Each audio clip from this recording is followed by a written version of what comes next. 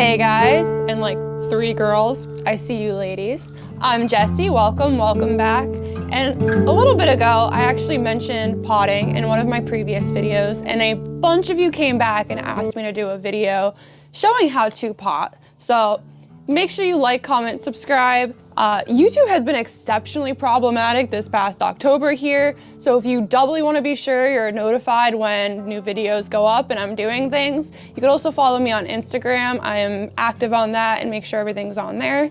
If you guys don't know, potting is basically a way of helping secure electronics to help make them more resistant to shock, vibrations, waterproofing, to help take those and make them a little bit more robust. It has a great use outside of firearms, but obviously for this video, we're gonna focus on lasers. But really, I wanna get into first showing you guys how to pot your electronics, and then talk about use case scenario, because I understand that that's something that has been changing within the past few years. So without further ado, let's get started. This process is really simple, and all you're gonna need to accomplish this is hot glue, a non-conductive epoxy, some toothpicks or something along these lines to help maneuver your glues around and everything. Or if you're really bougie, you can get the epoxy that has the nice little tips on them. I actually personally find this easier to work with, and some people online have complained that the tips don't mix the epoxy properly. Something to consider: a good working surface that you don't mind maybe getting some glue on. I just put some cardboard out here. And of course, the device that you want to pot. Today, I am going to be potting this Pursed 4 clone here. Super easy. This thing was only like 90 bucks too, which is great. Step 1, let's get that battery out so we don't accidentally fry anything. Battery out, we are safe. To take these apart, this one specifically, very simple. You can see that there's these 2 screws right here. You're just gonna wanna remove those. Have a nice little Allen key for that. Obviously this is device specific. I'm sure whatever you have is going to have simple screws.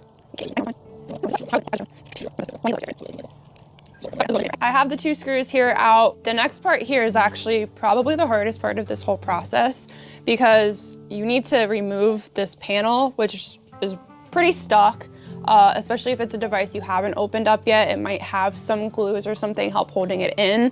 So there's really not anywhere to get that leverage. And you wanna make sure that if you're using where the screws go, you're not gonna mess up the threads in the process of doing this. So I have a couple of these nice little fun pick devices here. Show there if that's nice too. See what you guys like. But basically what I'm gonna wind up doing is using these to help skate around this little section here until I can find a little sweet spot that helps me. See right there, you can tell I'm lifting it up a good bit. So I'll just kind of go around until the surface lifts, and then I can pop it out. It's actually a good spot right there. Not too shabby. This is also the second time I've opened this device up, so I made it a bit easier. The first one was nowhere near as clean. Okay, so once I have this open, you can see that there's all of these wires here, nice and twisted. To help make things easier, you're gonna kind of want to untwist that just so you can get to this easier without problems. And of course, remove the wires from the board. Again, be careful, you don't want to break things. It's like a computer here. You want to just make sure you're popping things out safe, gently, as to not break. I actually wish I had nails right now. That might help some. All right, well, in the process of separating these 2, I was dumb and put the screws in a bad spot, so pardon the little panic cut of finding them before I couldn't put this back together. I guess the real early steps here, take the battery out, get a good location for your screws. Don't be dumb like me. Once you get your board disconnected, you can see here that I have these 3 more screws. I'm gonna put that a little out of the way. You can see that I have these 3 more screws here. You just wanna remove those, nice and easy as well. For me, it's the same Allen key that I used at the top. Not a big deal. Your device might be different.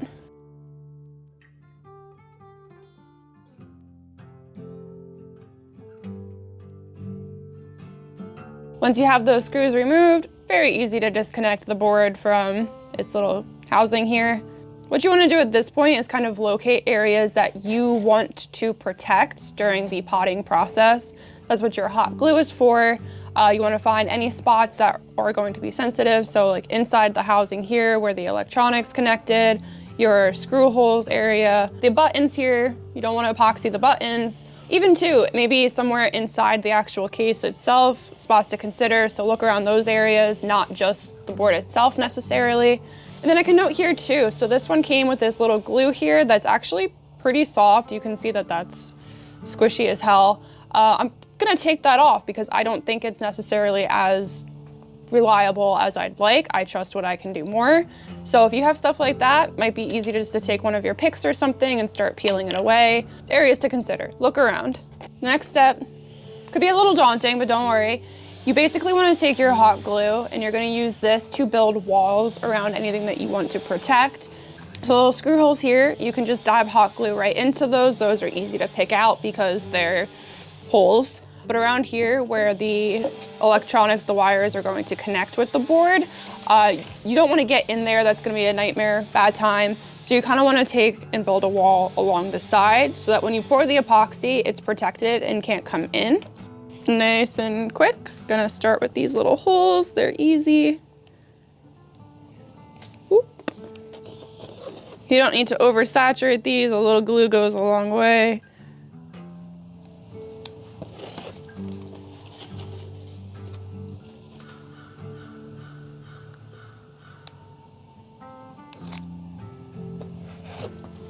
Cool. Should be good. So, makeup girl hand. Really nothing complicated. We just blocked off all the nice fancy spots. You can see here it's not even pretty looking, but it gets the job done. So now we can move on to our actual potting, the epoxy. Give that a minute to set. You're gonna wanna follow whatever mixing instructions the epoxy you got says. Should be a simple 50-50. This is the one that I have. So the one that I have here actually has a 5-minute working time, which means that this process is a little bit forgiving. You just want to make sure that it's well mixed together so you get the proper hold. And you're going to take this epoxy and just put it everywhere that's essentially not hot glued or trying to be protected. Anything that looks like it's electronic. And just nice and easy, protect those. I'm going to regret that on my little finger here in a second.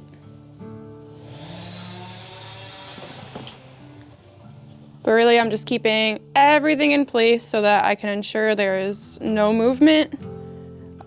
No shock and vibrations are gonna bother this. And you can see here that like I'm not doing anything pretty. It's certainly not nice looking, but it gets the job done.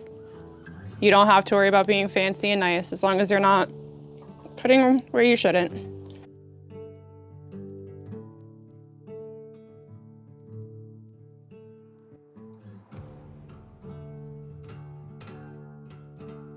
All right, so I think that's everything on this side. Like I said before, you wanna check any of the spots, make sure it's all clean. You can see here, I'll pop these little hot glue holes out afterward once everything's more set. Easy to peel out. Then you can move to the other side and same thing, you just wanna cover up any of those electronics.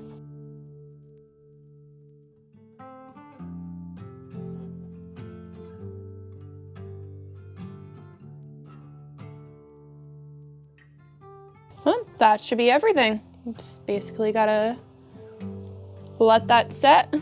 Like I said earlier, you're gonna wanna check your specific devices and see where you think you might need to protect. So for the actual body of this one, inside here, you can kind of see, right in there, you can see that's a spot I wanna give some extra love to. And then in addition, we've got right in here, kind of hard to see. There is a third spot here. You can see where this yellow wire is going, but it's a pretty tiny, more deep enclosed hole. So I'm not quite sure I want to bother touching that since I can't really see in there. But yeah, basically same thing. Just grab your toothpick. I'm gonna grab a different toothpick because that one's gunky. And I didn't have to protect anything on this one, so not bad. But I'm just getting in there. I don't need to bother with this because that's obviously sealed off. It's not gonna hurt. This might be a spot where those fancy tips might be preferred, but perfect. Just want to be careful with the housing, make sure you're not damaging anything, blocking off anything, but easy. That should also be good to go. Simple. That's really all that there is to this. You gotta let the spots dry and then peel off the hot glue that you put down and reassemble, add those screws on, make sure it works. I'll do that in a second, but obviously I need them to dry. But it's simple and it's transferable to any electronic system as long as you know what components you want to protect. So I talk about use case scenario. Like I said, this is something has changed. But back when I did my first device, the ones you guys were asking about, this D-Ball PL clone that I have here, there was a lot of disparity on prices in the market. Realistically, the only thing that was affordable was that Somogear PEC 15 option, and it really wasn't proven at that time.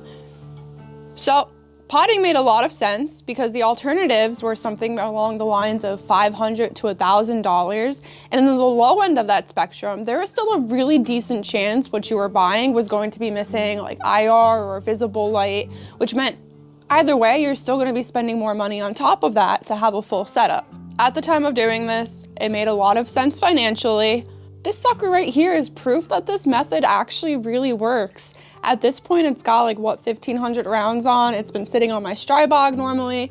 You guys have seen me shoot this, and it works fine. And on top of those Strybog rounds, there's a good few hundred rounds on an AR with this, and there has been zero signs of issues. Everything still works perfectly fine, which for $120, a little effort that went into potting, I call this a fantastic deal. I'm stupid and don't know how to read, so when I ordered this one, Blazer's not zeroable, but for IR, flood, or for Viz Light, this is absolutely perfect. And they do make devices that are zeroable, so just read, unlike me. If you're playing airsoft or something like that, and you want your devices to take some hard falls, great option in terms of potting, and airsoft devices don't have to go through the same things that your regular firearms would, which means it's super reasonable. But I do say that the use case has changed because nowadays there are a lot more options on the market, like the GL4, a lot more affordable and gives you everything that you are looking for. Debatable on whether it's good or not, there's a lot of split opinions, but the point is that the market is opening up and options are becoming readily available. So potting might not make the most sense anymore, but still a good skill for other electronics. So what I've seen on the purse here is some problems may be retaining zero, but those issues are related to springs. So if you're smart and know anything about spring tensioning and stuff like that, or if you read on some forums, I'm sure you can figure that problem out very easily.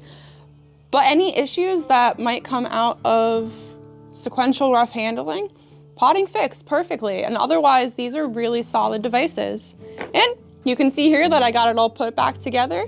Of course, you want to do a use case test, and sure enough, she works great. No problems. There's the green laser. I can't show you IR laser on camera here, but everything does work good. If you're going to test it out, make sure you don't do it around a dog or a cat because Maze is staring at me terribly right now. I will give you guys some updates on this as we go. This is obviously going to go on a bunch of different firearms for some rough testing here, and I'll keep you updated on round counts, performance, if I have any issues. But otherwise, I hope this video was something that helps. You could learn something. If you're one of the people who did ask for it, I hope it kind of filled in what you were looking for. And I hope to see you guys next time.